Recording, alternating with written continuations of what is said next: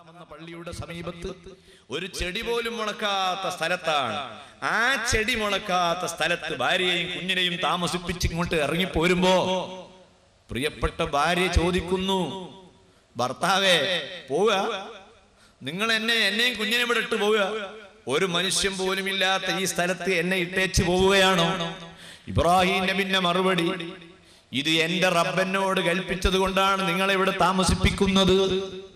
ഭാര്യന്റെ മനസ്സിന് ധൈര്യം ലഭിക്കുന്നു, സമാധാനം ലഭിക്കുന്നു. നിസ്കരിക്കുന്ന ബാപ്പയാണ്, നിസ്കരിക്കുന്ന ഭർത്താവാണെങ്കിൽ തീർത്തു പറയട്ടെ, ആ കുടുംബത്തിന് അള്ളാഹുവിന്റെ രക്ഷ ലഭിക്കുന്നതാണ്, സമാധാനം ലഭിക്കുന്നതാണ്.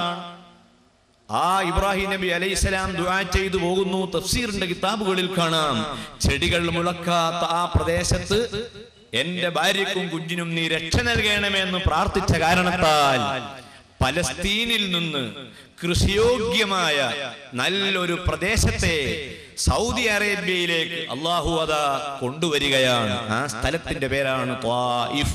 സൗദി അറേബ്യയിൽ പരിചയമുള്ള ആളുകൾക്കറിയാം, സൗദി അറേബ്യയിൽ പഴവർഗ്ഗങ്ങൾ ധാരാളം ഉണ്ടാകുന്ന, ധാരാളം പച്ചക്കറികൾ വളരുന്ന സ്ഥലമാണ് ത്വായിഫ്. ത്വായിഫിന് ഈ പത്രാസ് കിട്ടാനുള്ള കാരണം ഇബ്രാഹിം നബി അലൈഹിസ്സലാമിന്റെ ദുആയാണ്.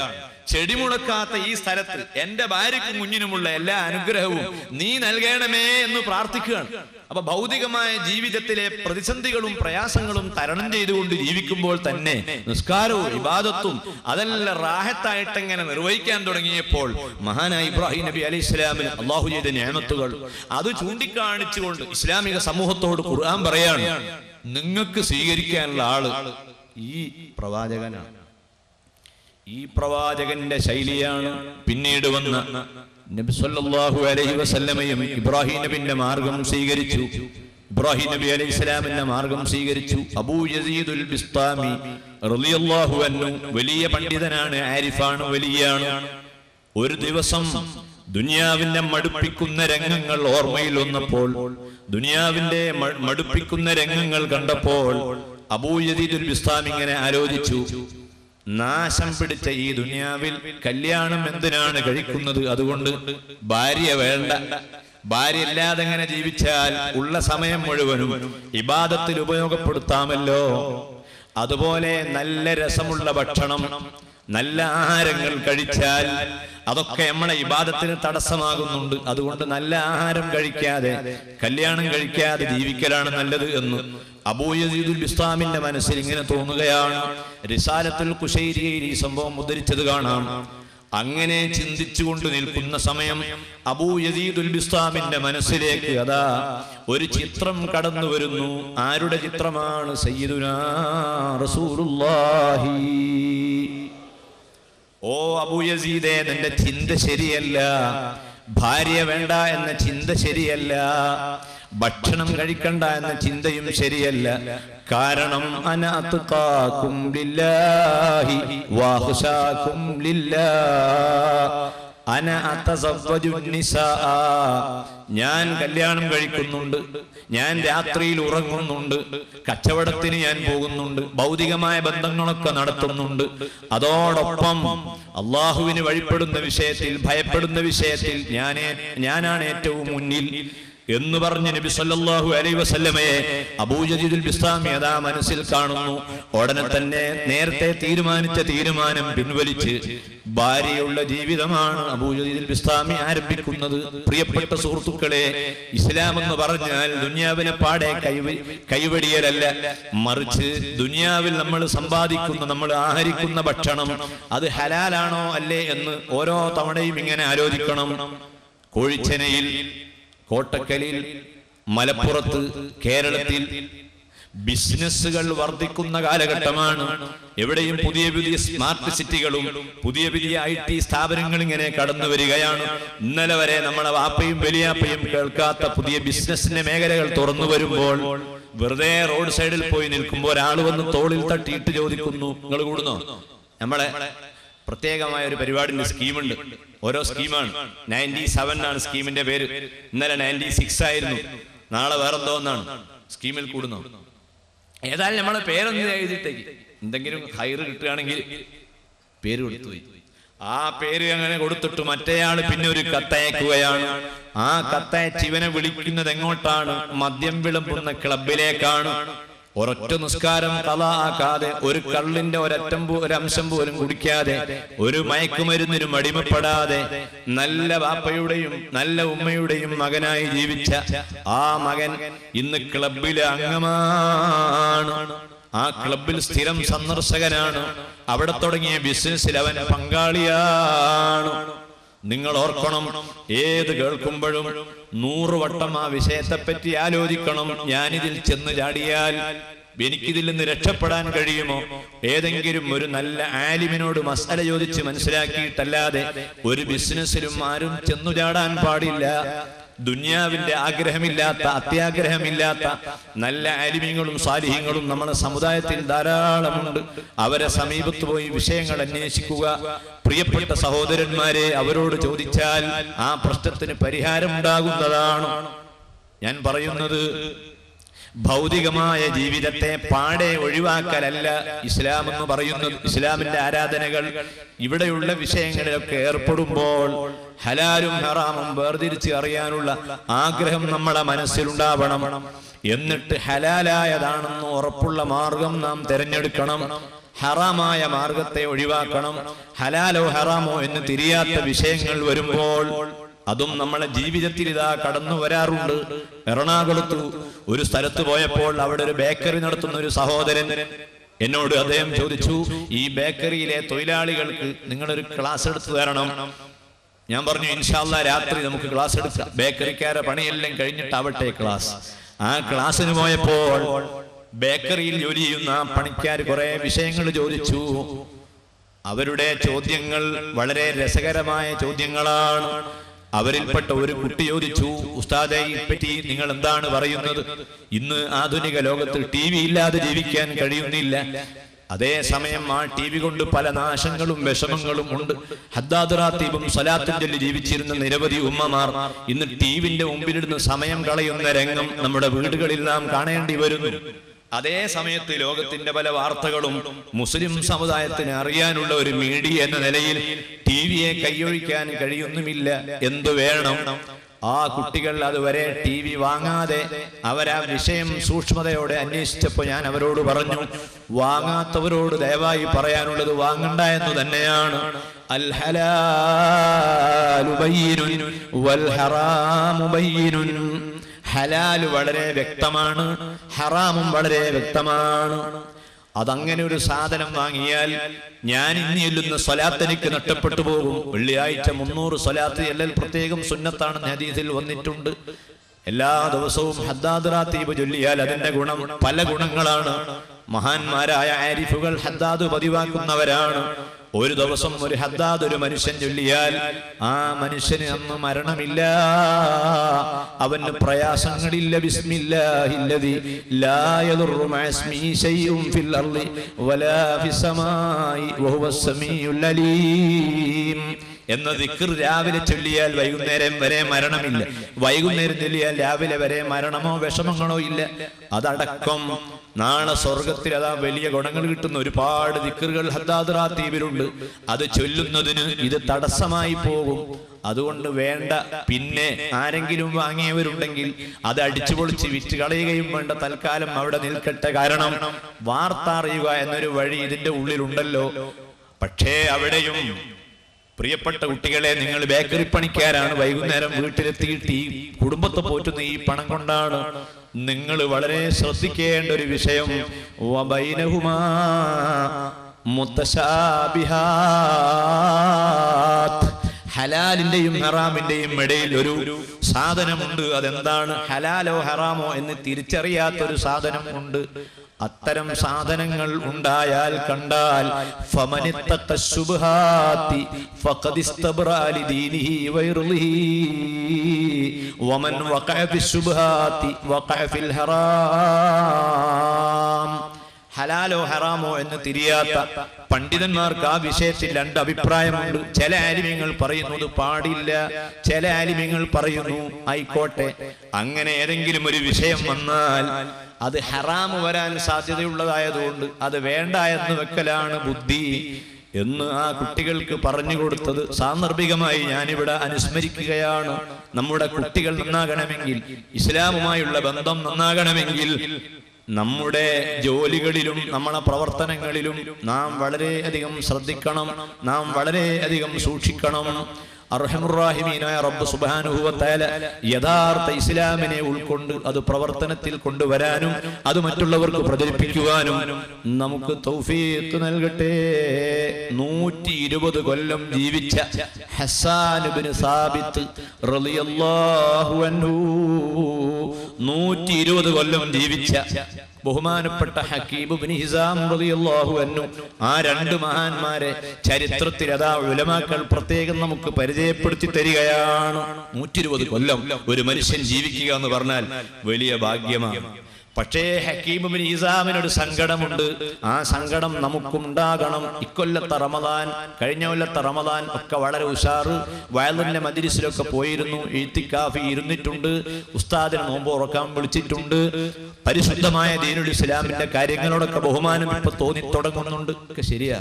പക്ഷെ എന്റെ കഴിഞ്ഞ കാലം റബ്ബേ എന്താണ് എന്നൊരു ചിന്ത നമ്മളെ മനസ്സിൽ വരണം. 60 കൊല്ലം ജാഹിലിയത്തിൽ ജീവിച്ച ഹസ്സാൻ ഇബ്നു സാബിത്ത് എന്ന് പറയുന്നയാൾ 60 കൊല്ലം ജാഹിലിയത്തിലാ, ഇസ്ലാമിന്റെ വിരോധിയായി ജീവിച്ചു. ആ ഹസ്സാൻ പിന്നെ ഇസ്ലാമിലേക്ക് കടന്നു വന്ന് അല്ലാഹു 60 കൊല്ലം പിന്നെയും ഹയാത്ത് നൽകി.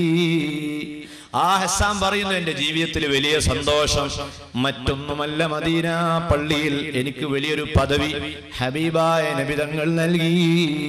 നബി സല്ലല്ലാഹു അലൈഹി വസല്ലമയെ ചില ആളുകൾ കവിതയിലൂടെ കളിയാക്കിയപ്പോൾ എന്നോട് ഹബീബായ നബി പറഞ്ഞു, ഹസ്സാനെ നീ ഒന്ന് പാടൂ, നീ ഒന്ന് മദ്ഹ് പറയൂ. റസൂലുള്ളാഹിന്റെ മദ്ഹ് അങ്ങ് പറയാൻ തുടങ്ങി. ഹസ്സാൻ ഇബ്നു സാബിത്ത് പാട്ടുപാടിയപ്പോൾ, മദ്ഹ് പാടിയപ്പോൾ മദീനത്തെ പള്ളിയിൽ സാധാരണ ഖുത്ബ ഓതുന്ന മിമ്പറിന്റെ താഴെ പുതിയൊരു മിമ്പർ ഹസ്സാൻ ഇബ്നു സാബിത്ത് അതാ ഉണ്ടാക്കി കൊടുത്തു. ആ മിമ്പറിൽ മദീനത്തെ പള്ളിയിൽ മൗലിദ് ഓതാൻ വേണ്ടി, റസൂലുള്ളാഹിന്റെ മദ്ഹ് പറയാൻ വേണ്ടി അതാ പള്ളിയിൽ ഒരു ചെറിയ പീഠം, പള്ളിയിൽ മൗലിദ്, പള്ളിയിൽ വെച്ച് മൗലിദും പാട്ടും നബിയുടെ മദ്ഹ് പാടുകയാണ്. ആ മൗലിദിന് വേണ്ടി ആ പീഠത്തിലേക്ക് ഹസ്സാൻ ഇബ്നു സാബിത്ത് കയറിയപ്പോൾ നബിയുടെ വാക്ക്, നബി സല്ലല്ലാഹു അലൈഹി വസല്ലമയുടെ പ്രശംസയുടെ വാക്ക്, അല്ലാഹുമ്മ അയ്യിദുഹു ബിറൂഹിൽ ഖുദുസി. അല്ലാഹ് ജിബ്രീൽ അലൈഹിസ്സലാം എന്ന മലക്കിനെ കൊണ്ട് ഈ ഹസ്സാന് നീ ശക്തി പകരണമേ. നല്ലൊരു ദുആ. കഴിഞ്ഞ കാലഘട്ടങ്ങളിൽ കുറെ സമയം നഷ്ടപ്പെട്ടു പോയതൊക്കെ പരിഹരിക്കാൻ നല്ല ആൾക്കാരുടെ ദുആ നമ്മൾ വാങ്ങി വെക്കണം. നല്ല ആൾക്കാരുടെ ദുആ നമുക്ക് ലഭിക്കണം. കഴിഞ്ഞ കുറെ കൊല്ലം മുമ്പ് എന്റെ വീട്ടിൽ ഞാൻ ഇങ്ങനെ ഇരിക്കുമ്പോ ഒരാള് ഒരു ഭ്രാന്തനായ മനുഷ്യൻ വന്നു. അയാള് അങ്ങോട്ട് കയറിയിട്ടെന്തോ ചോദിക്കാൻ വന്നതാണ്.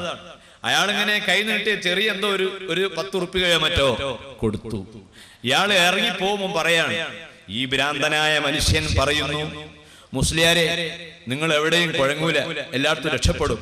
ഇതും പറഞ്ഞ് ഇയാളങ്ങ് പോവുകയാണ്. അങ്ങനെ അങ്ങ് പോകുമ്പോ വേറൊരു ഉസ്താദ്, ഒരു മതപണ്ഡിതൻ, ഒരു ആലിമായ മനുഷ്യൻ എന്തോ ആവശ്യത്തിന് വന്നപ്പോ അദ്ദേഹം എന്നോട് പറഞ്ഞു, ഫൈസി ആ പറഞ്ഞ വാക്കില്ലേ അത് വലിയൊരു വാക്കാണ്. അവൻ ഭ്രാന്തനാണെന്ന് പറഞ്ഞിട്ട് കാര്യമില്ല. മുസ്ലിം സമുദായത്തിൽ ഈമാനോടുകൂടി ജീവിച്ച ഒരു മനുഷ്യന് പിന്നെ അവന് ഭ്രാന്ത് വന്നു. ആ ഭ്രാന്ത് വന്നതിനു ശേഷവും അവന്റെ ഈമാനിന് കേട് സംഭവിക്കുന്നില്ലല്ലോ, ഇപ്പോഴും അവൻ ഈമാനുള്ളവനാണ്. ഭ്രാന്ത് വന്നതോടുകൂടി അവന് നിസ്കാരം നിർബന്ധമില്ല, നോമ്പ് നിർബന്ധമല്ല. അവന്റെ നാവിൽ നിന്ന് വരുന്ന നല്ല ദുആകള് മുസ്ലിം സമുദായത്തിന്, മുസ്ലിമീങ്ങൾക്ക് വളരെ ഉപകാരം ചെയ്യും. ആലിമീങ്ങളുടെ ദുആ പോലെ ഭ്രാന്തനെ നമ്മൾ പരിഹസിക്കരുത്, കളിയാക്കരുത്. നല്ല ആൾക്കാരുടെ വാക്ക് നമ്മൾ വാങ്ങി വെക്കണം.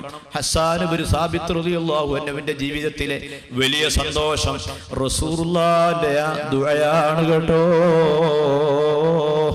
രണ്ടാമത് 120 കൊല്ലം ജീവിച്ച മറ്റൊരു സ്വഹാബിയാണ് ഹക്കീം ഇബ്നു ഹിസാം എന്ന് പറയുന്ന വ്യക്തി. അദ്ദേഹത്തിന്റെ മഹത്വം ചരിത്രങ്ങളിൽ കാണാം. അദ്ദേഹം ജനിക്കുന്നത് നമ്മളാരും ജനിച്ചതുപോലെയല്ല, വല്ലാത്തൊരു സന്തോഷമുള്ള ജനനമാണ്. കഅബയുടെ ഉള്ളിലാണ് അദ്ദേഹത്തെ ഉമ്മ പ്രസവിച്ചത്. ഒരു ദിവസം അദ്ദേഹത്തിന്റെ ഉമ്മ കഅബയിലേക്ക് കയറുകയാണ്. കഅബയുടെ ഉള്ളിൽ കഅബയുടെ ഉള്ളിൽ കയറി പൂർണ്ണ ഗർഭിണിയായ സമയത്താണ് കഅബയുടെ ഉള്ളിൽ കയറിയത്. ഒരു കോണി വെച്ചിട്ട് മാത്രമല്ലേ കയറാൻ കഴിയൂ. മസ്ജിദുൽ ഹറാമിന്റെ ആ നിരപ്പിൽ നിന്ന് അല്പം ഉയർന്നിട്ടാണല്ലോ കഅബയുള്ളത്. കഅബയുടെ ഉള്ളിൽ കോണി വെച്ച് അതാ കയറുന്നു, അവിടെ വെച്ച് പ്രസവിക്കുന്നു.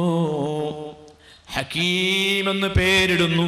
ആ ഹക്കീം ഇബ്നു ഹിസാം പറയുന്നു, എന്റെ ഒരു സന്തോഷം മക്കത്തോ മദീനത്തോ ജസീറത്തുൽ അറബിലോ ദുനിയാവിലെ എവിടെയും ഒരാൾക്കുമില്ലാത്തൊരു സന്തോഷം എനിക്ക് കിട്ടി. ഇന്ന അവ്വല ബൈത്തിൻ വുളിയ ലിന്നാസ് ലല്ലദീ ബിബക്കത്ത മുബാറകം വഹുദൽ ലിൽ ആലമീൻ ഫീഹി ആയാതുൻ ബയ്യിനാതുൻ മഖാമു ഇബ്രാഹീം.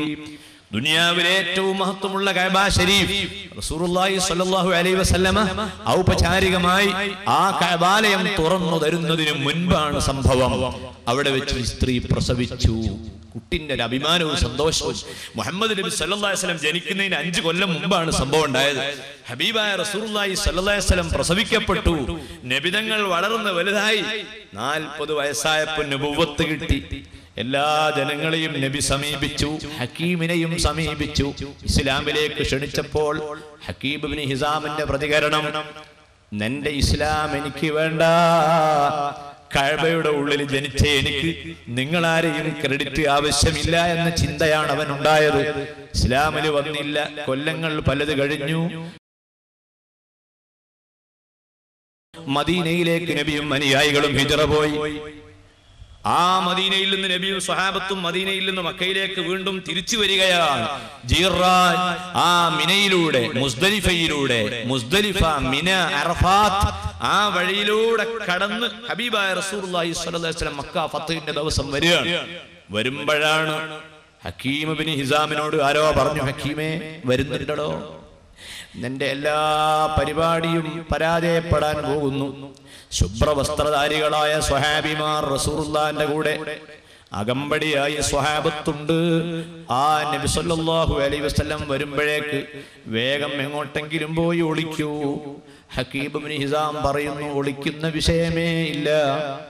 ആ ഹബീബായ നബിയുടെ സമീപത്ത് ചെന്ന് കാൽക്കൽ വീണ് കരയാനാണ് എന്റെ ആശ. അള്ളാഹുവിന്റെ ഹബീബ് വന്നു. ആ നബിയുടെ കാൽക്കൽ അതാ ഹക്കീം ഇബ്നു ഹിസാം ചെന്ന് വീഴുന്നു. വയസ്സ് കുറെ ആയിട്ടുണ്ട്. നബിയെ, നിങ്ങളെക്കാൾ 5 വയസ്സ് എനിക്ക് കൂടുതലാണ്. ഞാൻ എത്രയോ ധിക്കാരം പറഞ്ഞ് ജീവിച്ച വ്യക്തിയാണ്. കഅബയുടെ ഉള്ളിൽ ജനിച്ച ആ അഹങ്കാരത്തിന്റെ പേരിൽ ഇസ്ലാമിനെ എതിർത്ത വ്യക്തിയാണ്. എനിക്ക് കലിമ ചൊല്ലിത്തരണമെന്ന് പറയുന്നു. ഹബീബായ റസൂലുള്ളാഹി ചൊല്ലിക്കൊടുക്കുന്നു. 4 മക്കൾ, നല്ല ഉഷാറുള്ള മക്കൾ. നേരത്തെ വിമർശിച്ചു നടന്ന ആളുകൾക്ക് നന്നാവാനുള്ള സമയമാണ് പരിശുദ്ധ റമദാൻ. നല്ല സ്വാലിഹീങ്ങളെയും സയ്യിദുമാരെയും കുറ്റപ്പെടുത്തി സമയം നഷ്ടപ്പെടുത്തിയ ആളുകൾക്ക് ചിന്തിക്കേണ്ട സമയമാണ് റമദാൻ. 4 മക്കളും അതാ വരുന്നു. ഹക്കീം ഇബ്നു ഹിസാമിന്റെ കയ്യിൽ ഒരു സാധനമുണ്ട്. നബി സല്ലല്ലാഹു അലൈഹി വസല്ലം സൂക്ഷിച്ചു നോക്കിയപ്പോൾ അതൊരു താക്കോലാണ്. ആ താക്കോൽ മെല്ലെ റസൂലുള്ളാഹിന്റെ കയ്യിൽ അങ്ങ് കൈമാറുന്നു. അള്ളാഹുവിന്റെ ഹബീബ് ചോദിക്കുന്നു, ഹക്കീമേ, ഇതേതാണ് ഈ താക്കോൽ? അദ്ദേഹത്തിന്റെ മറുപടി, ഈ മക്കയിൽ ഒരു ഓഫീസ് ഉണ്ട്. നിങ്ങളെ കൊല്ലാൻ വേണ്ടി മക്കാ മുശ്രിക്കീങ്ങൾക്ക് വാടകയില്ലാതെ ഒരു ബിൽഡിംഗ് ഞാൻ ഇവിടെ ഉണ്ടാക്കി വാടകയില്ലാതെ കൊടുത്തിരുന്നു. അവിടെയായിരുന്നു അബൂജഹലിന്റെ ഓഫീസ്. ആ സഫാ മർവയുടെ ഇടയിൽ സഅയിന് പോയ ആളുകൾക്ക് കാണാം, ജബലു അബീ ഖുബൈസ് എന്ന് പറയുന്ന മലയുടെ താഴ്ഭാഗത്ത് അവിടെ പല ചരിത്രവും നടന്ന മണ്ണാണ്. ആ പ്രദേശത്ത് അതാ ഒരു ബിൽഡിംഗ് ഉണ്ടായിരുന്നു. ആ ബിൽഡിംഗ് ഈ മനുഷ്യന്റേതാണ്. വാടകയില്ലാതെ വിട്ടുകൊടുത്തു. റസൂലുള്ളാഹിനെ വിമർശിക്കുന്ന ആളുകൾക്ക് ഇപ്പോൾ കാര്യങ്ങളെല്ലാം ബോധ്യപ്പെട്ടപ്പോൾ ആ കെട്ടിടത്തിന്റെ താക്കോൽ ഹബീബായ റസൂലുള്ളാഹി സ്വല്ലല്ലാഹു അലൈഹി വസല്ലമന്റെ കയ്യിൽ അതാ ഏൽപ്പിച്ചു കൊടുക്കുന്നു. എന്നിട്ട് പറഞ്ഞു, ഈ കെട്ടിടം ഇന്ന് മുതൽക്ക് നിങ്ങളുടെ കെട്ടിടമാണ്, നിങ്ങളുടെ കെട്ടിടമാണ്. കഴിഞ്ഞ കാലഘട്ടത്തിൽ ഞാൻ ചെയ്തു പോയ പാപങ്ങളൊക്കെ എനിക്ക് പുറത്തു കിട്ടണം, അതാണ് എന്റെ ആശ. ചരിത്രത്തിലേക്ക് നോക്കൂ സഹോദരന്മാരെ, സുഹൃത്തുക്കളെ. കഴിഞ്ഞകാല ജീവിതത്തിലെ വൃത്തികേടുകളെ പറ്റി ചിന്തിച്ച് പശ്ചാത്തപിച്ചു മടങ്ങിയിട്ട് വേണം അള്ളാഹുവിന്റെ വഴിയിലേക്ക് നമ്മുടെ ശരീരത്തെ വിട്ടുകൊടുക്കാൻ. കാഴ്ചയിൽ നബി സല്ലല്ലാഹു അലൈഹി വസല്ലമയോട് വളരെ സാദൃശ്യമുള്ള സ്വഹാബി ജഅഫർ ഇബ്നു അബീ ത്വാലിബ് റളിയല്ലാഹു അൻഹു അദ്ദേഹത്തിന്റെ എല്ലാ സന്തോഷങ്ങളും നേടിയെടുത്തത് ഹബീബായ റസൂലുള്ളാഹി സ്വല്ലല്ലാഹു അലൈഹി വസല്ലമയുടെ ഉപദേശം സ്വീകരിച്ച് മൂത്തത്ത് യുദ്ധത്തിൽ പങ്കെടുത്ത് ആ മഹത്തായ ധർമ്മവും കർമ്മവും നിർവഹിച്ചപ്പോഴാണ് അദ്ദേഹത്തിന് സമാധാനമുണ്ടായത്. ചരിത്രത്തിലേക്ക് നോക്കുമ്പോൾ എത്ര കൊല്ലം എത്ര തെറ്റുകൾ ആരൊക്കെ ചെയ്തോ അവരൊക്കെ പിന്നീട് സന്തോഷിച്ചത് പശ്ചാത്തപിച്ച് മടങ്ങുകയും റസൂലുള്ളാഹി സ്വല്ലല്ലാഹു അലൈഹി വസല്ലമയുടെ കൽപ്പനകൾ സ്വീകരിക്കുകയും ചെയ്തപ്പോൾ അവരെ മനസ്സിൽ ആനന്ദമുണ്ടായി, അവരെ മനസ്സിൽ സന്തോഷമുണ്ടായി.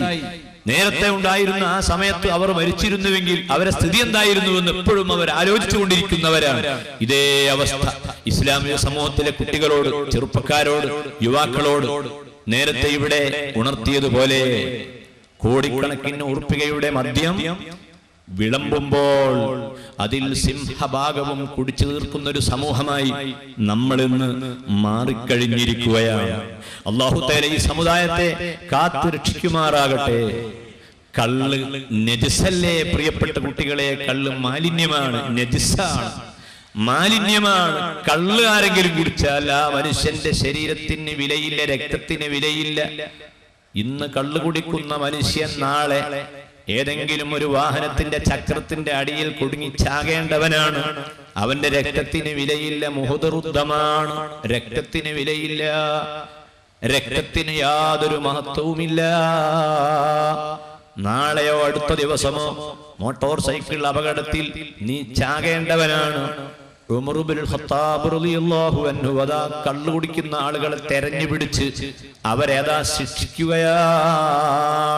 ആ കള്ള് ഇന്ന് വ്യാപകമായി മാറിയെങ്കിൽ കുടിച്ചുപോയ കുട്ടികൾ, മയക്കുമരുന്നിന് അടിപ്പെട്ട കുട്ടികൾ ആരെങ്കിലും ഈ പ്രഭാഷണം കേൾക്കുന്നുവെങ്കിൽ അവരോട് പറയട്ടെ, ഹുജ്ജത്തുൽ ഇസ്ലാം അബൂ ഹമീദുൽ ഗസാലി റഹ്മത്തുള്ളാഹി അലൈഹി പറയുന്നു, ഗസാലി ഇമാം റഹ്മത്തുള്ളാഹി അലൈഹി പറഞ്ഞു തരികയാണ്, കഴിഞ്ഞ കാലഘട്ടങ്ങളിൽ പാപം ചെയ്തവർക്ക് നന്നാവാനുള്ള വഴി ഗസാലി ഇമാം പറഞ്ഞു തരുന്നു.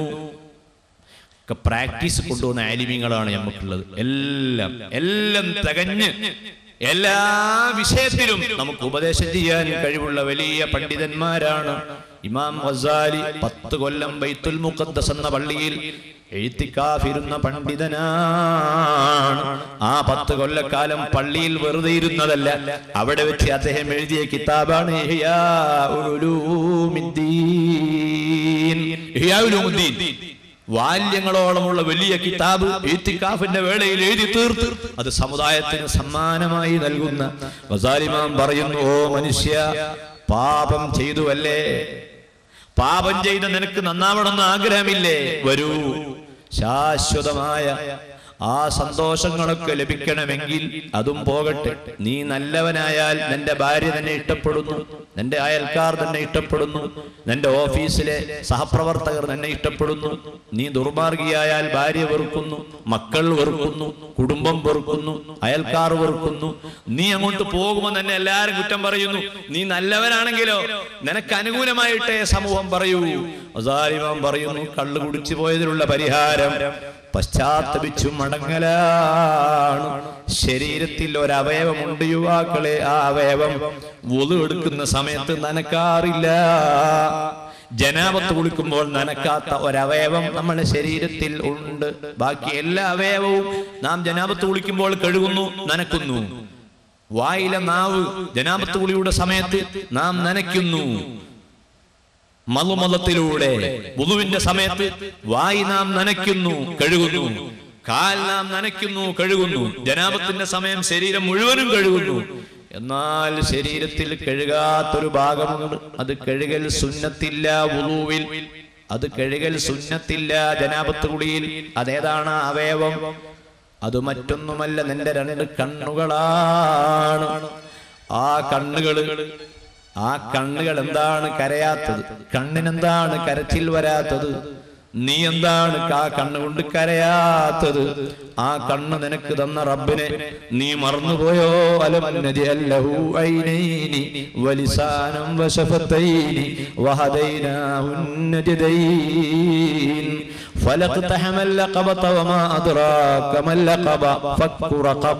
ഖുർആൻ പറയുന്നു, ആ രണ്ട് കണ്ണുകൾ നിനക്ക് തന്ന റബ്ബ്, ആ കണ്ണിനെ നനക്കാനുള്ള മാർഗം അത് കഴുകലല്ല, കരയലാണ്.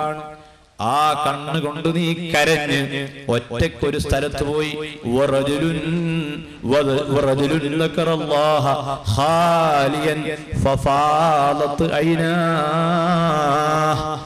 ഒറ്റക്ക് പോയിട്ട് ഇങ്ങനെ കരഞ്ഞോ, കരഞ്ഞിട്ട് റബ്ബിനോട് പറയുക, ഞാൻ കുടിച്ചു പോയിട്ടുണ്ട്, ഇനി ഞാൻ ഒരിക്കലും കുടിക്കുകയില്ല, കള്ളു കുടിക്കുകയില്ല.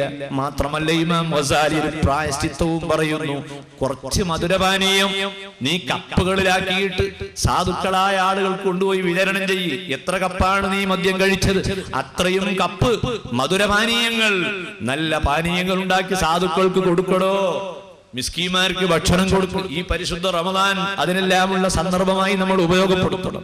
പിന്നോട്ട് തിരിഞ്ഞു നോക്കിയാൽ വലിയ ബേജാറല്ലേ. ദഹിയത്തുൽ കൽബിയെ പറ്റി കേട്ടിട്ടില്ലേ പ്രിയപ്പെട്ട യുവാക്കളെ, സഹോദരന്മാരെ? ദഹിയത്തുൽ കൽബി ആരാണ്? ഒരു കാലഘട്ടത്തിൽ രാജാവായി ജീവിച്ച ആളാണ് ദഹിയത്തുൽ കൽബി.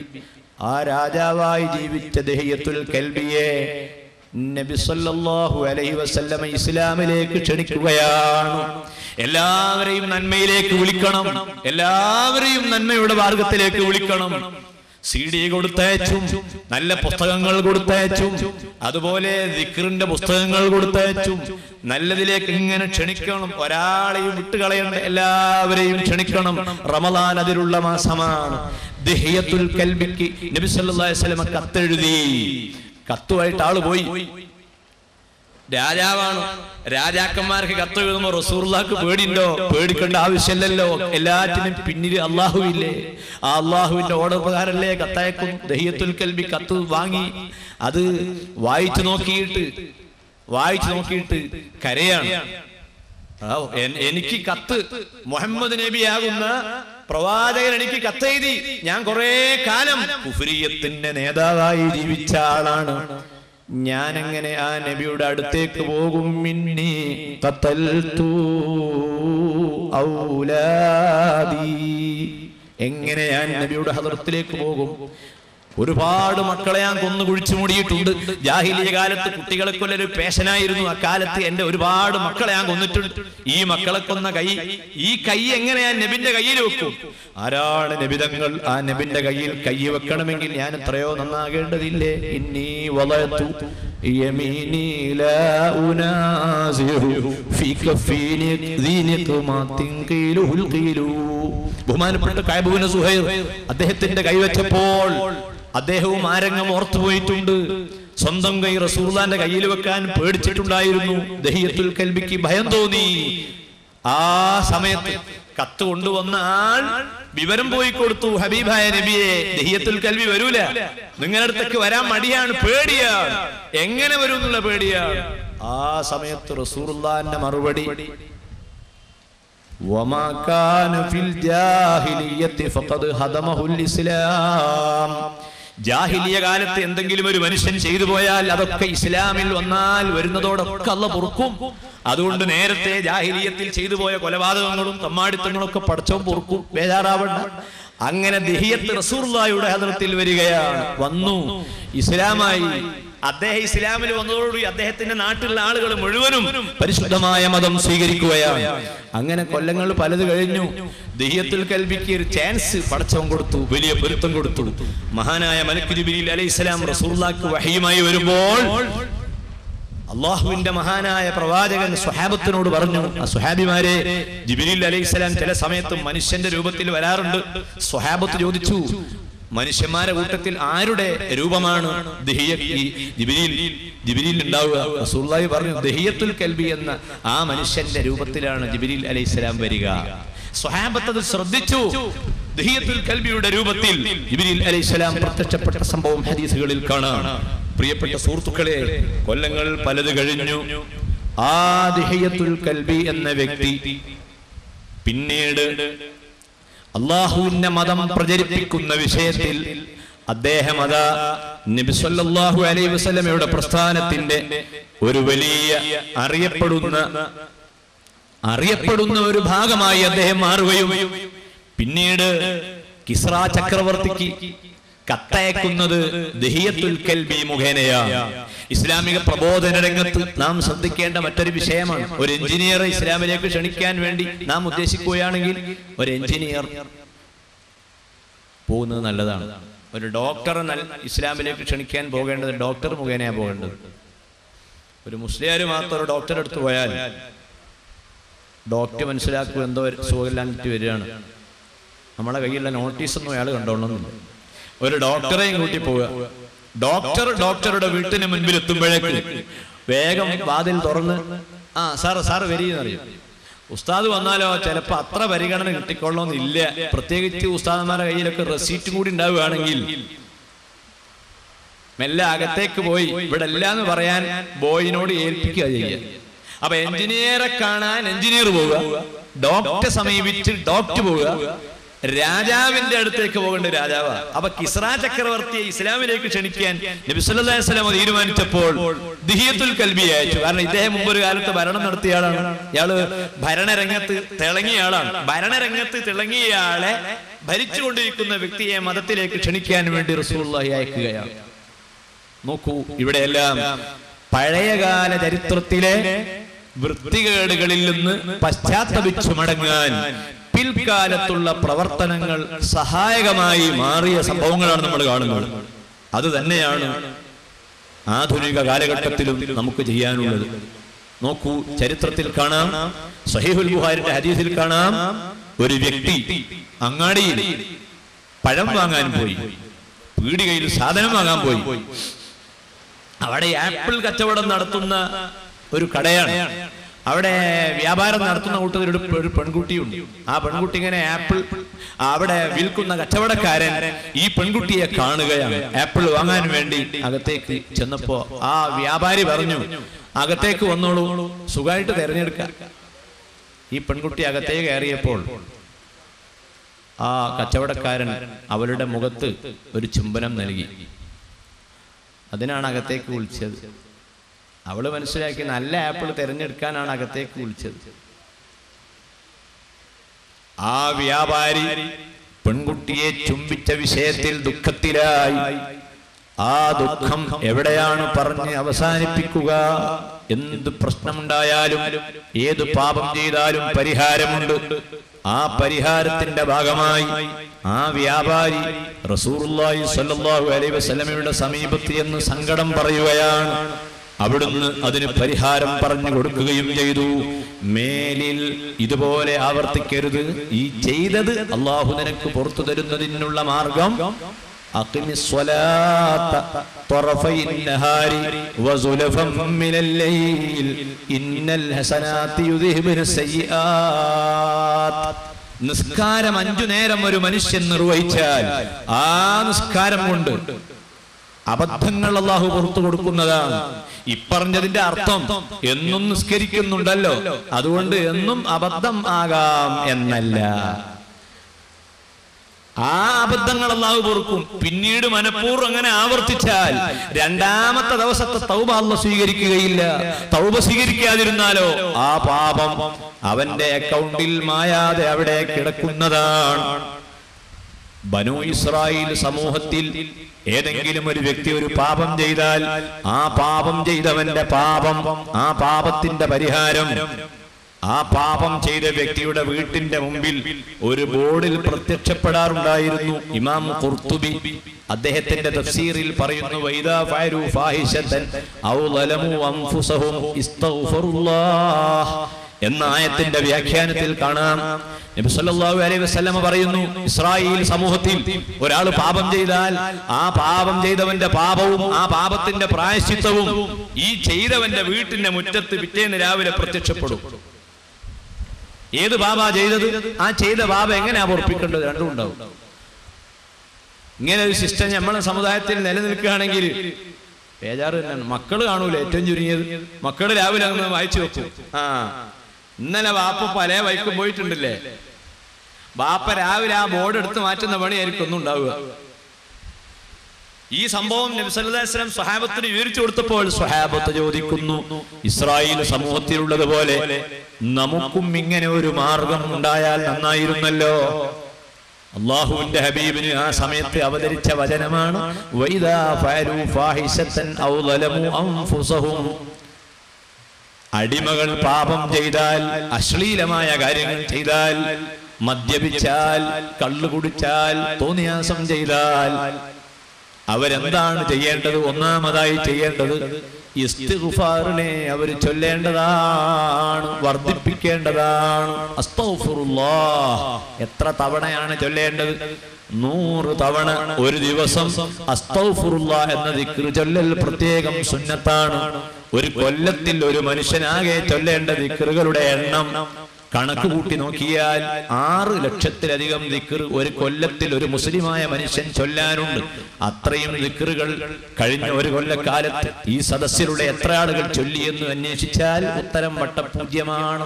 എപ്പോഴെങ്കിലുമൊക്കെ ചൊല്ലിയിട്ടുണ്ടാവും. ഒരു ക്രമം നമുക്ക് പലപ്പോഴും ഉണ്ടാവാറില്ല. സുബ്ഹാനല്ലാഹ് 33 വട്ടം പലപ്പോഴും ചൊല്ലാറില്ല. അൽഹംദുലില്ലാഹ് പലപ്പോഴും കഴിയാറില്ല. അല്ലാഹു അക്ബറും പൂർത്തിയാവാറില്ല. വെല്ലോണ്ട് ഇങ്ങനെ തുടങ്ങും, പിന്നെ അതെങ്ങനെ തീരലെന്ന് ആർക്കും അറിയില്ല. അങ്ങനെ അങ്ങോട്ട് പോലെ ഒരു കൊല്ലത്തിൽ 6 ലക്ഷം ദിക്ർ ഒരു മനുഷ്യന് ചൊല്ലൽ സുന്നത്തുള്ളത് ദിക്ർ കിതാബിൽ സഹിഹായ ഹദീസിൽ തന്നെ കാണാം. ഈ ദിക്റൊക്കെ ചൊല്ലാനുണ്ടായിട്ട് പിന്നെ ദിക്റില്ല എന്ന് പറഞ്ഞ് വ്യാജ തരീഖത്തിന്റെ പിന്നാലെ പോകുന്നത് വിരോധാഭാസമാണെന്ന് സാന്ദർഭികമായി യുവാക്കളോട് ഓർമ്മപ്പെടുത്തുകയാണ്. നന്നാവാൻ വേണ്ടിയിട്ട് മണ്ടുകയാണ്. നന്നാവാൻ വേണ്ടി എങ്ങോട്ടും പോകണ്ട. ഏറ്റവും വലിയ ശൈഖ്, ഏറ്റവും വലിയ നേതാവ് അഷ്റഫുൽ ഖൽഖ് സയ്യിദുനാ റസൂലുള്ളാഹി സ്വല്ലല്ലാഹു അലൈഹി വസല്ലമയാണ്. ആ നേതാവ് പഠിപ്പിച്ച ദിക്റിനാണ് ഈ പറഞ്ഞു തരുന്നത്. ആ ദിക്റിൽ മുന്തിയ ദിക്റാണ് അസ്തഗ്ഫിറുല്ലാഹ്. അതാ കച്ചവടം, യുദ്ധത്തിന് പോവുകയാണ്. യുവാവ് യുദ്ധത്തിന് പോകുന്നു. അവന്റെ ഭാര്യയോട് പറയുന്നു, ഞാൻ പോയി വരുന്നത് വരെ സമാധാനത്തോടെ ഇവിടെ ജീവിച്ചോളൂ. അടുത്ത വീട്ടിലുള്ള ആളോട് പറഞ്ഞു, എന്റെ ഭാര്യയ്ക്ക് ആവശ്യമുള്ളതൊക്കെ നീ വാങ്ങിക്കൊടുക്കണം, ഞാനിങ്ങനെ പോവുകയാണ്. അടുത്ത വീട്ടിലുള്ള ആൾ ഇടയ്ക്കിടെ ഈ വീട്ടിൽ വരുന്നു. ഭർത്താവ് ഗൾഫിൽ പോകുമ്പോൾ ഭർത്താവ് ജ്യേഷ്ഠനോട് ഏൽപ്പിക്കുമല്ലോ, എന്ത് നീ ഒന്ന് നോക്കണേ, ഒന്ന് ശ്രദ്ധിക്കണം. അങ്ങനെ ഏൽപ്പിക്കുന്നത് പോലെ പുറത്തു പോകുമ്പോൾ ഏൽപ്പിച്ചു, എന്റെ ഭാര്യയെ നീ ശ്രദ്ധിക്കണം. അദ്ദേഹം പോയി. പിറ്റേന്ന് രാവിലെ അയൽക്കാരൻ വന്നു. എന്താ മോളെ വിശേഷം? നിനക്കെന്താ വേണ്ടോ ഒക്കെ പറയണേ. ഇല്ലല്ല, ഒന്നും ആവശ്യമല്ല. ആവശ്യമുണ്ടെങ്കിൽ ഞാൻ പറയും. നിങ്ങൾ എപ്പോഴും ഇങ്ങനെ ഒന്നും ബുദ്ധിമുട്ടാവണ്ട എന്ന് പറയുന്നവരുണ്ട്. നിങ്ങൾ എല്ലാ ദിവസവും നീ വൈക്ക് വരണം. സമയമാണെങ്കിൽ പോകുന്നുമില്ല. ഇവിടെ ആണെങ്കിൽ ഒരു മനുഷ്യനും ഇല്ല. അയാളാണെങ്കിൽ വിളിക്കുന്നുമില്ല. എന്തോന്നറിയില്ല. പത്രത്തിലൊക്കെ പല വിഷമവും ഇങ്ങനെ കാണുന്നുണ്ട്. എല്ലാ ദിവസവും പത്രമൊക്കെ ഇങ്ങനെ ഞാൻ നോക്കിയിട്ട് വേണ്ടോ, ഞാൻ പറഞ്ഞു തരുന്നുണ്ട്, ഞാൻ രാവിലെ എല്ലാ ദിവസവും ഇവിടെ വരും എന്നൊക്കെ പറയുന്ന ആ മനുഷ്യനെ പോലെയാകാതെ ഈ പെണ്ണ് ധൈര്യത്തോടെ പറയണം, നിങ്ങൾ വരേണ്ട ആവശ്യമില്ല, എന്തെങ്കിലും ഉണ്ടെങ്കിൽ നിങ്ങൾ വന്നാൽ മതി, ഞാൻ പറയുമ്പോൾ വന്നാൽ മതി. സുബ്ഹാനല്ലാഹ്, ഒരു ദിവസം വരുന്നു. വന്നിട്ട് എന്തോ ചില സംസാരങ്ങളൊക്കെ നടന്നപ്പോൾ ആ പെണ്ണിന്റെ കൈ അയാള് തൊട്ടുപോയി. ആ പെണ്ണിന്റെ കൈ തൊട്ടുപോയി. ആ പെണ്ണിന്റെ അന്യ പുരുഷന്റെ ഭാര്യയായി ജീവിക്കുന്ന സഹോദരിയെ നീ തൊടാൻ പാടില്ല, നീ സ്പർശിക്കാൻ പാടില്ല. ഒരു സ്ത്രീയെ തൊടാൻ ഇസ്ലാം അനുവദിച്ച ചില വഴികളുണ്ട്. ഡോക്ടർക്ക് രോഗിയെ തൊടാം. അതും പെണ്ണുങ്ങൾ സമീപിക്കേണ്ടത് ലേഡി ഡോക്ടർമാരെ ആയിരിക്കണം. ആ വിഷയത്തിൽ ലേഡി ഡോക്ടർ ഇല്ലെങ്കിലേ ജെൻസായ ഡോക്ടർമാരെ പെണ്ണ് സമീപിക്കാൻ പാടുള്ളൂ. ഈ നിയമങ്ങൾ പഠിച്ചു മനസ്സിലാക്കി വേണം നാം പെരുമാറാൻ. അതുപോലെ അന്യപുരുഷനെ കാണിക്കാൻ വേണ്ടി, രോഗമായപ്പോൾ കാണിക്കാൻ വേണ്ടി പോകുന്ന സന്ദർഭത്തിൽ ഒന്നുകിൽ ഭർത്താവ്, അല്ലെങ്കിൽ ബാപ്പ, അല്ലെങ്കിൽ ആങ്ങളെ കൂടെ വേണം. അവരാരുമില്ലാതെ ആ ഡോക്ടർ റൂമിലേക്ക് അവൾ കയറരുത്. ഒന്നും ഉണ്ടായിട്ടല്ല, പലതും ഉണ്ടായിട്ടാണ്. വേറൊന്നുമില്ല. എന്റെ നല്ല ആ സ്പ്രേ എല്ലാം അടിച്ച് ഉഷാറായി മൈലാഞ്ചിയൊക്കെ ഇട്ട്. ഭർത്താവ് ഗൾഫിലുള്ള പെണ്ണ് മൈലാഞ്ചി ഇടാൻ പാടില്ല. ഭർത്താവ് ഗൾഫിലുള്ള പെണ്ണ് കണ്ണിൽ സുർമ എഴുതി പുറത്തിറങ്ങാൻ പാടില്ല. ഭർത്താവ് ഗൾഫിലാണെങ്കിൽ ഇവിടെ ഇങ്ങനെ അടിച്ചു പൊളിച്ച് നടക്കാൻ പാടില്ല. അഥവാ നീ അവിടെ എത്തി ആ ഡോക്ടർ റൂമിൽ ഇരിക്കുമ്പോൾ ഒന്ന് സ്പർശിച്ചു പോയാൽ, ആ സ്പർശനം ഒരു വലിയ ബന്ധമായി മാറിയാൽ എത്ര വലിയ അപരാധമാണ്. ഉമ്മമാരെ, നിങ്ങളതിന്റെ ഗൗരവം മനസ്സിലാക്കണം. ദുബായിൽ പണിയെടുക്കുന്ന ഒരു സഹോദരൻ, അയാളെ ഭാര്യ അതാ വരുന്നു. ആ ഭാര്യ അടിപൊളിയായി ജീവിതം നയിക്കുന്നു. അവള് പോകാത്ത സദസ്സില്ല, അവൾ എത്താത്ത കേന്ദ്രമില്ല. എല്ലാ ഷോപ്പിങ്ങിനും അവൾ കയറി ഇറങ്ങുന്നു. സ്ഥിരമായിട്ട് ഒരു ഓട്ടോറിക്ഷയുണ്ട്, അവൾക്ക് പോകാൻ വേണ്ടി മാത്രം. ഓട്ടോറിക്ഷ മൊത്തം ഒരു കൊല്ലത്ത് കരാർ കൊടുത്തതാണ്. ആ ഓട്ടോറിക്ഷക്കാരൻ നമ്പർ മിസ്സടിച്ചാൽ വീട്ടിൽ വരും, പറയേണ്ട ആവശ്യമില്ല. അങ്ങനെ ആ ഓട്ടോറിക്ഷയിലാണ് ഇവളെ യാത്ര. അതിങ്ങനെ തുടരെയായി യാത്ര ചെയ്യാൻ തുടങ്ങിയപ്പോൾ ആ ഓട്ടോറിക്ഷക്കാരനും അവളും തമ്മിൽ ബന്ധമായി, പ്രണയമായി. ആ ബന്ധം മൂത്ത് അവനും അവളും തമ്മിൽ ബന്ധങ്ങൾ പലതും നടന്ന് ഗർഭം ധരിച്ചു. 3 പ്രാവശ്യം ക്ലിനിക്കിൽ കൊണ്ടുപോയി ഗർഭചിത്രം നടത്തി.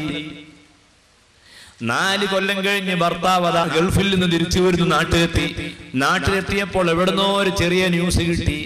ഇങ്ങനെ പെണ്ണ് ഇങ്ങനെ ഒരാളെ കൂടെ ഇടയ്ക്കിടെ പോകുന്നു നമ്മൾ കാണാറുണ്ട്. എത്ര മറച്ചു വെച്ചാലും രഹസ്യങ്ങൾ പുറത്തു വരാതിരിക്കില്ല. ഭർത്താവ് വിവരമറിഞ്ഞു, നേരെ വീട്ടിൽ ഇങ്ങോട്ട് കയറി. ഉണ്ടായ സംഭവമാണ്, നിങ്ങൾ ഓർക്കണം. ആ നാട് ഞാനിവിടെ പറയുന്നില്ല, ഈ ജില്ലയല്ല, മറ്റൊരു ജില്ലയാണ്.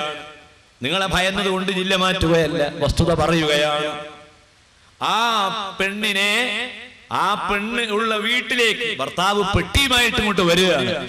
ഇറങ്ങി പോകൂ, ഇവിടുന്ന് പോകണം. ഇവളിങ്ങനെ അഭിനയിച്ച് നിൽക്കല്ലേ, അഭിനയത്തോടുകൂടി നിൽക്കുന്നു ഈ ഭർത്താവിനെ സ്വീകരിക്കാൻ വേണ്ടി. ഭർത്താവിന്റെ മറുപടി, ഇവിടെ നിൽക്കാൻ പാടില്ല, ഇത് നിനക്ക് ഹറാമാണ്. കാരണം ഞാൻ എത്രയോ കഷ്ടപ്പെട്ടുണ്ടാക്കുന്ന പണം, ഗൾഫിൽ എന്റെ ജോലി എന്താന്ന് നിനക്കറിയോ? അറബികളെ കക്കൂസ് കഴുകുന്ന പണിയാണ്. ഇതുവരെ ഞാൻ ആ വിവരം നിന്നോട് പറയാതിരുന്നതാണ്. അറബിയുടെ ഭാര്യയെ പ്രസവിച്ചാൽ ആ പ്രസവിച്ച രക്തം മുഴുവനും കഴുകുന്ന പണിയാണ് എനിക്ക്. ആ അറബിയുടെ പെണ്ണിന്റെ മുഴുവൻ പാത്രങ്ങളും കഴുകുന്നത് ഞാനാണ്. അങ്ങനെ കിട്ടുന്ന കേസ് ഇങ്ങോട്ട് അയച്ചു തന്നു. അത് മുഴുവനും ഓട്ടോറിക്ഷക്കാരന് തിന്നാൻ കൊടുത്ത് അവനുമായി പ്രണയമുണ്ടായി. എത്ര തവണ അവനുമായി നീ ബന്ധപ്പെട്ട് എന്തെല്ലാം വൃത്തികേട് നീ ചെയ്തു. പോകൂ. ബാപ്പക്ക് ടെലിഫോൺ ചെയ്ത് ബാപ്പയോട് പറയുന്നു, നിങ്ങളെ മുത്തുമോള ദയവായി ഇവിടെ നിന്ന് കൊണ്ടുപോകണം, നിങ്ങളെ മോളെ ഞമ്മക്ക് വേണ്ട. ആ ഭാര്യക്കാവട്ടെ, ആ ഭർത്താവിൽ 2 മക്കളുണ്ട്. 13 വയസ്സുള്ള ഒരു പെൺകുട്ടി, 4 വയസ്സുള്ള വേറൊരു കുട്ടി, 2 പെൺകുട്ടികളുള്ളത്. ആ പെൺകുട്ടികളെ 2 പെൺകുട്ടികളെയും ചേർക്കാൻ വേണ്ടി അതാ സ്ഥാപനം തെരഞ്ഞു നടക്കുകയാണ്. അവസാനം മർക്കദു സഖാഫത്തി സുന്നിയയിൽ ആ കുട്ടികളെ ചേർക്കാൻ വേണ്ടി വരികയാണ് ഈ ബാപ്പ പറഞ്ഞു, ഇന്ന 2 മക്കളെ ഇവിടെ ചേർക്കണമെന്ന്. വെറുതെ അങ്ങനെ ചോദിച്ചു, ഉമ്മ എവിടെയാണ്, കാര്യങ്ങളൊക്കെ ചോദിച്ചു. അപ്പോഴയാൾ രഹസ്യങ്ങൾ കൊണ്ട് പറഞ്ഞു, ഈ സംഭവം കൊണ്ട് വിവരിച്ചപ്പോൾ വലിയ ദുഃഖം തന്നെ. ഞാൻ പറഞ്ഞു, ഈ കുട്ടികളെ നിങ്ങൾ ഇവിടെ എന്തിനാണ് നിർത്തുന്നത്, നിങ്ങളെ കൂടെ താമസിപ്പിച്ചുകൂടെ? അയാളെ മറുപടി, ഞാൻ ദുബൈയിലേക്ക് പോവുകയാണ് അടുത്ത ആഴ്ച. ഇവളെ ഈ 2 കുട്ടികളെ ഇവിടെ ആക്കിയാൽ എന്റെ ഭാര്യയെ പോലെ, ഇവളെ ഉമ്മയെ പോലെ ഈ 2 കുട്ടികളും വേശ്യകളായി പോകും, കേടുവന്നു പോകും. അതുകൊണ്ട് ഇവിടെ ചേർക്കാനാണ് ആഗ്രഹം. ഞാൻ ആ മനുഷ്യനോട് പറഞ്ഞു, ദയവായി 20 കൊല്ലക്കാലം ഗൾഫിൽ നിന്ന് കിട്ടിയ സമ്പാദ്യമാണ് ഈ തോന്നിയാസം. ഇനിയും നിങ്ങൾ സമ്പാദിക്കാൻ പോകുന്നതിന് പകരം നിങ്ങൾ നാട്ടിൽ ഇവിടെ താമസിച്ച് ഈ 2 മക്കളെ സംസ്കരിച്ചെടുക്കണം. അസ്മാ ബീവി റളിയല്ലാഹു അൻഹയുടെ ശരീരത്തിലുള്ള വസ്ത്രം നേരിയതായി പോയപ്പോൾ ആ വസ്ത്രം വേണ്ട എന്ന് പറഞ്ഞ് ആ വസ്ത്രം വലിച്ചു കീറിയ നബി സല്ലല്ലാഹു അലൈഹി വസല്ലമ തങ്ങളെ ഉമ്മത്തിമാരല്ലേ? പ്രിയപ്പെട്ട സഹോദരന്മാരെ, സുഹൃത്തുക്കളെ, സ്വന്തം ഭാര്യമാർ അതാ കേടുവന്നുകൊണ്ടിരിക്കുന്നു.